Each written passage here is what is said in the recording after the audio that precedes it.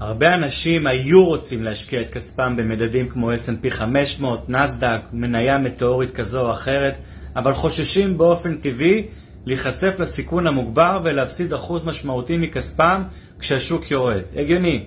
אנשים שמעדיפים סביבה של ודאות לגבי התשואה והסיכון, אנשים סולידיים.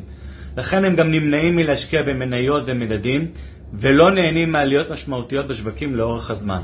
אז עבור אותם אנשים, אך לא רק עבורם, יש פתרון. הפתרון הזה הוא לא חדש, הוא קיים שנים רבות. אחד לא מזמן הוא היה שמור רק למיעוט משקיעים קשירים או מתוחכמים שזה העיסוק שלהם. עולם המוצרים המובנים.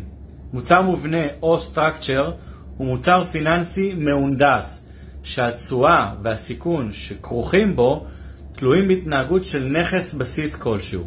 זה יכול להיות מדד מסוים, סל של מדדים, סחורות, מטבעות, ניירות ערך, אפילו נייר ערך אחד בודד.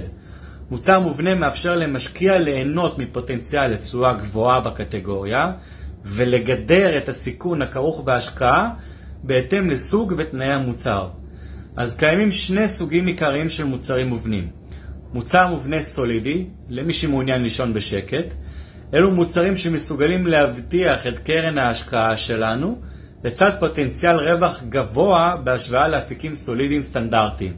ניתן לבנות אותו גם עם קרן מובטחת, גם עם קופון מינימלי מובטח, וגם פוטנציאל ליהנות מרווחים גבוהים ביחס לאלטרנטיבות בסגמנט.